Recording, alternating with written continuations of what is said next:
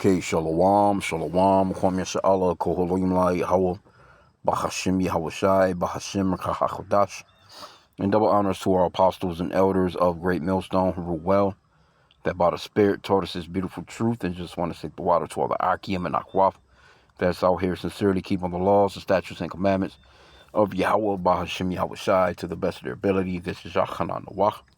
Is coming at you with another quick lesson, praying that it's edifying by the Spirit. Got the copyright disclaimer up. Want to play a quick video. Don't own the video. Not getting any monetary value off of it. We just wanted to use it as educational purposes.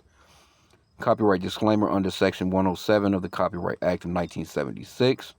Allowance is made for fair use for purposes such as criticism, comment, news reporting, teaching, scholarship, education, and research. Fair use is a use permitted by copyright statute that might otherwise be infringing. So I want to get this video, and it's going off into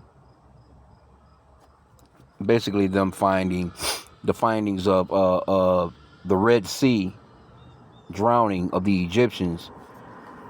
You know, as it was a real thing that happened. We believe the scriptures. A lot of people say that it's fairy tale.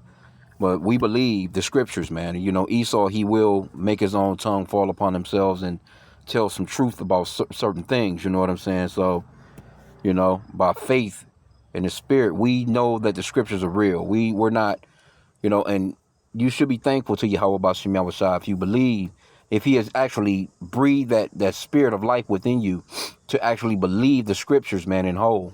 So I'm gonna play the video real quick, and you know, we'll see what we get from it by the Spirit.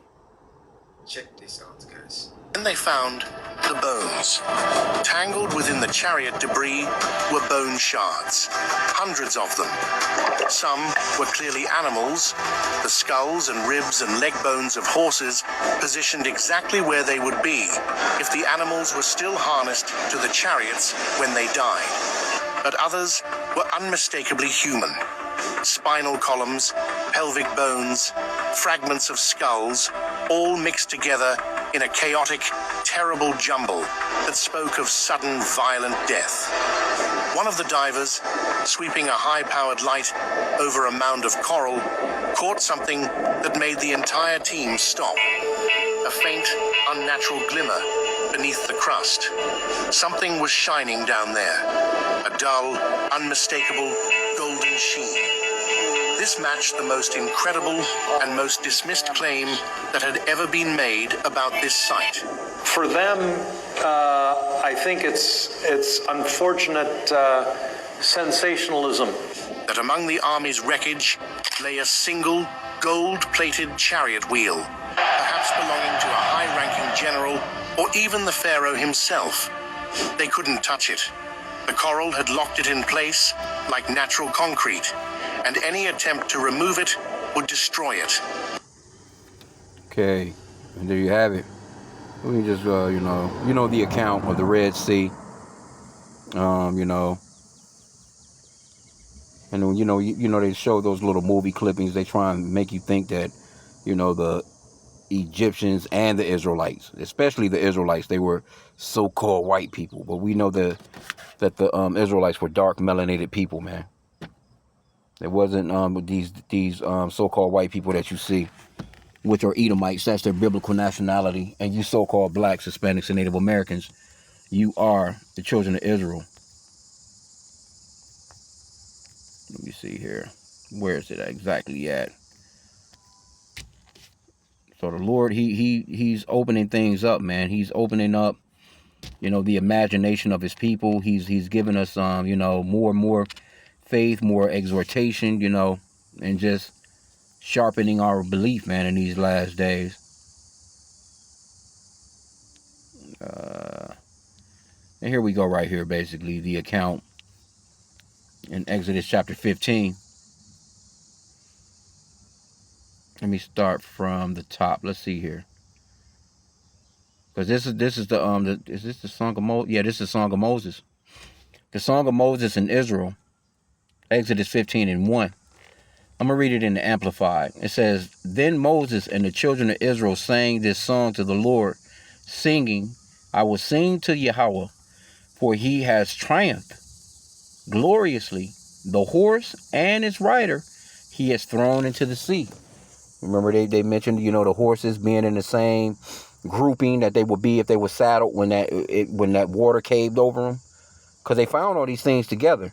So that's clear evidence that this event happened. It says, the Lord, verse 2, the Lord is my strength and my song, and he has become my salvation. This is my God, and I will praise him, my father's God, and I will exalt him. The Lord is a warrior. The Lord is his name, and the true name of the Father is Yahweh, which means that he exists, or the existing one, and the true name of his son is Yahweh Shai, which is coming to this spiritual Egypt to get us out of this captivity. And it's going to be, even more terrible, man, than it was for those Egyptians of that time, man. But the true name of the Father is Yahweh, and the true name of his son is Yahweh Shai. Verse 4, Pharaoh's chariots and his army he has thrown into the sea. His chosen captains are drowned in the Red Sea. And that's what you basically saw in that video, man. And Esau knows it, man. It's all kinds of it's accounts of even the people of that land over there that they know that these things have been found. And guess what they've done? They've hidden it. They basically made it where, they don't want the public to know. Why would you not want the public to know the incredible event that happened in the scriptures like that? Because they would now have to admit that the Bible is true, and that your Islam and you're being a damn Muslim, and because that's the areas that that it happened in, basically. And you have a lot of Muslims and stuff like that in that area now. So of course they're gonna try and keep that under wraps, but you think like steel.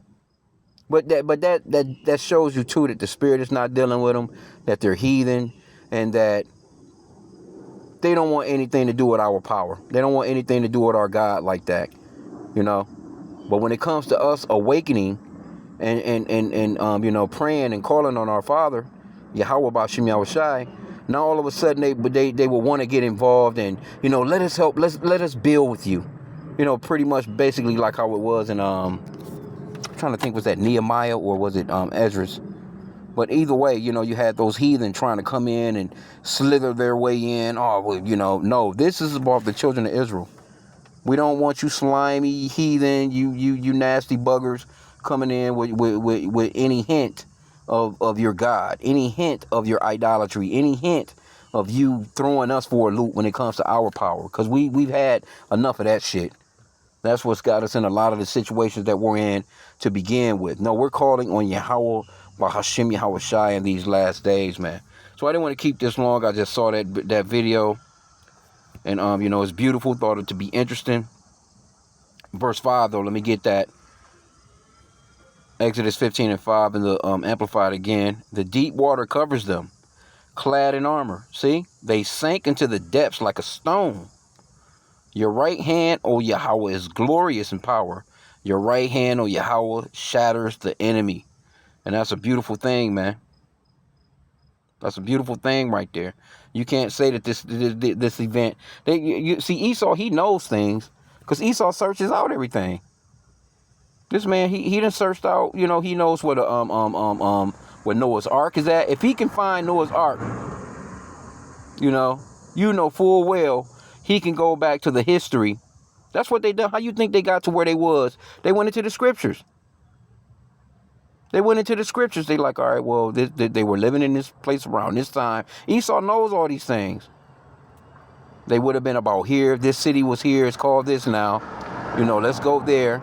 And let's, they get licenses to go out there and they scuba dive and they find things and they got to keep hush on certain shit. But, there was a time where back in the days where they found all this stuff. And then, of course, they had to put all that stuff on lock because they didn't want the people to know. Because that shatters their religions, man. And then they would have to explain, well, okay, well, we know that the Egyptians were clearly dark-skinned people.